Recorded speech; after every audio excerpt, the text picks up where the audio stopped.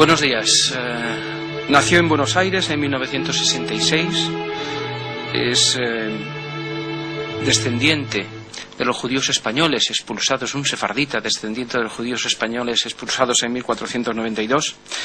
Mario Sabán, al que tenemos el gusto de entrevistar hoy, es abogado, es doctor y es secretario de la Entesa Judeo-Cristiana de Cataluña, autor de numerosos libros, entre ellos del que vamos a tratar hoy, que tienen en pantalla.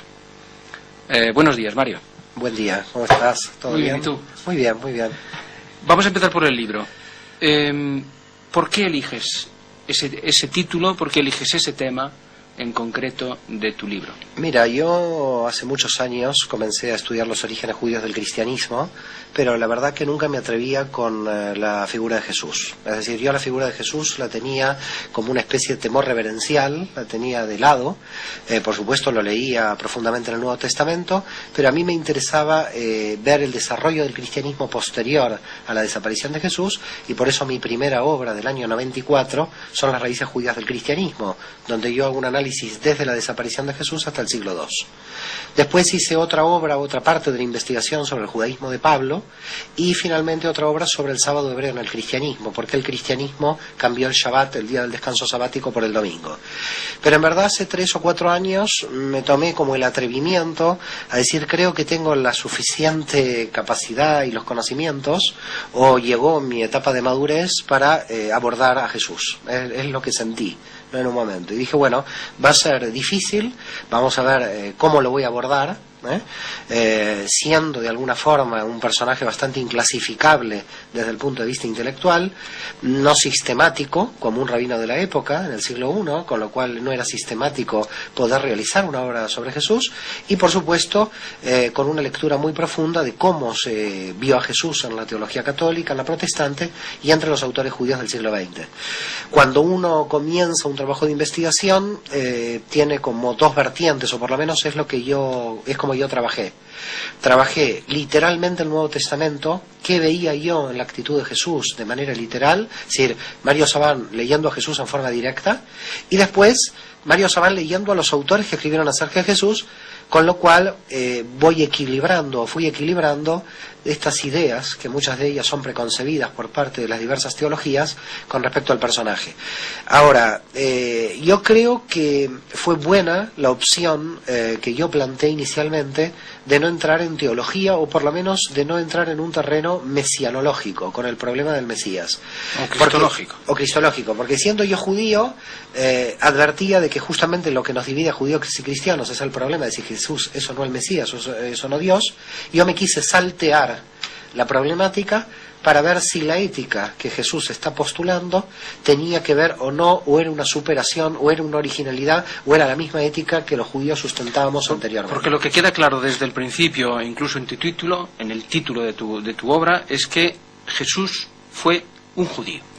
Eso es lo que quieres esencialmente.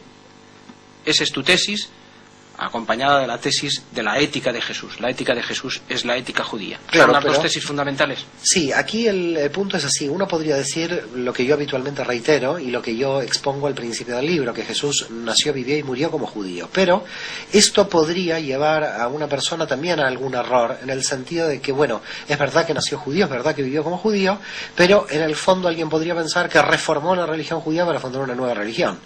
La tesis justamente que tiene la obra es: no vino a fundar ninguna religión, ni pensó que se iba a formar el cristianismo, y esto independientemente de si tenía o no autoconciencia mesiánica. Esto es, la ética judía en la tradición oral y en la tradición escrita, en lo que el cristianismo llama Antiguo Testamento y en el mundo judío se llama Tanaj, prácticamente coincide con todas las enseñanzas de Jesús. Ahora, lo que podríamos llamar de alguna forma una originalidad es que unas enseñanzas de 200 o 300 o 400 rabinos juntos se encuentran en Jesús.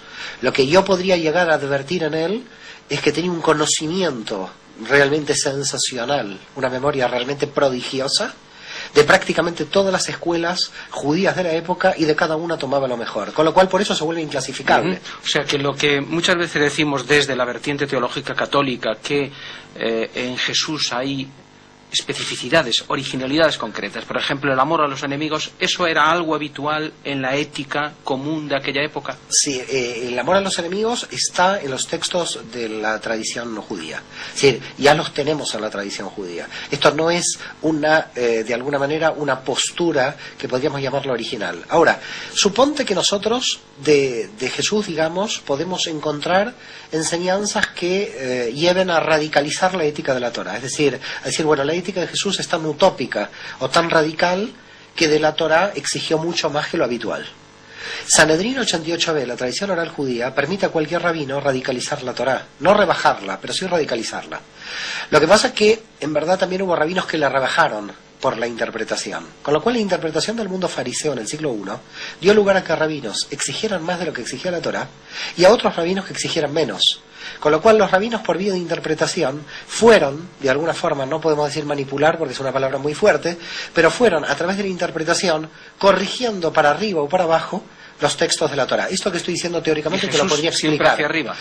No siempre hacia arriba, a veces también flexibilizando, pero muchas veces hacia arriba, la gran mayoría de las veces exigiendo ética muy radical. En el Sabbat, por ejemplo, no parece, ¿no? Justamente, más bien rebaja, en el Sabbat rebaja, porque justamente esto permite ver conectado con qué escuelas fariseas estaba conectado Jesús.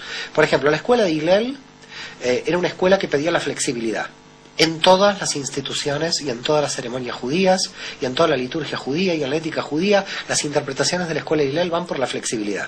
Ahora, Jesús en el Shabbat, cuando dice el hombre no ha sido para el sábado sino el sábado para el hombre, este texto literalmente 100 años antes lo dice Hillel y lo tenemos en el Talmud.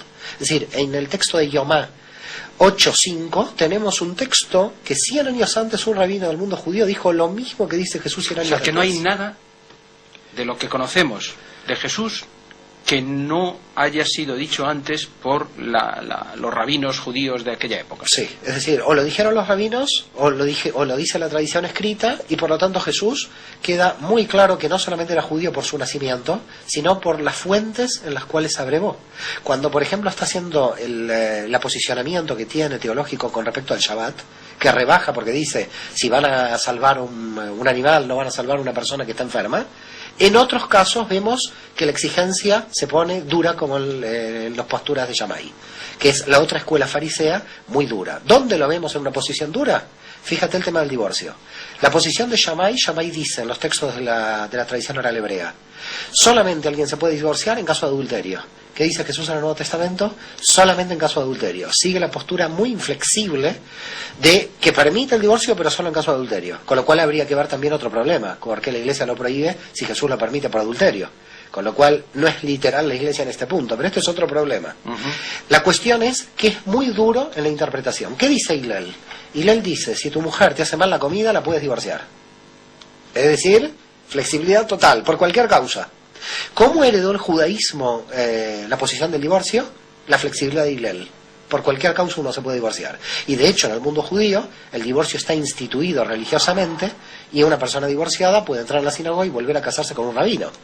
Mucha gente en el mundo católico esto no lo sabe, de que está institucionalizado religiosamente desde la época de Moisés, que era el famoso acta de repudio, que al principio comenzó como una fórmula muy machista por parte del hombre que repudiaba a la mujer, y que en la tradición oral hebrea después se equilibró porque la mujer también podía repudiar al hombre. Y cuando Jesús dice, Moisés dijo, la Torá dice, yo os digo, que a veces en la teología católica se aduce como una superación, como un paso más, que va un poco más allá de la ética. Bueno, yo demuestro en una obra de la tradición oral hebrea que se llama el Pirkei Avot, que es la tradición por excelencia de la ética hebrea, que ahí hay muchos rabinos que dicen yo os digo. Y nadie se inmutó, nadie creó una nueva religión porque un rabino dice yo os digo, porque todo rabino en una prédica podía exigir algo que entendía que era una interpretación válida de la Torá. El yo os digo no dice nada. Es decir, todo lo que se llama excusas de originalidad que el cristianismo necesitó para la independencia de la religión madre que era el judaísmo, se analiza en el siglo II. Pero en el siglo I los judíos que seguían a Jesús no eran conscientes, ni Jesús ni los judíos que le seguían, de estar formando una nueva religión. Seguían un rabino que interpretaba radicalmente la Torá, que tenía una excelente interpretación de la Torá, que inclusive uno como judío hoy, y yo en esto, yo lo digo a viva voz, da luz la interpretación de la Torá de Jesús a los propios judíos actuales, porque es una interpretación excelente de la Torá. Pero esto no quiere decir que aquí se forme una ley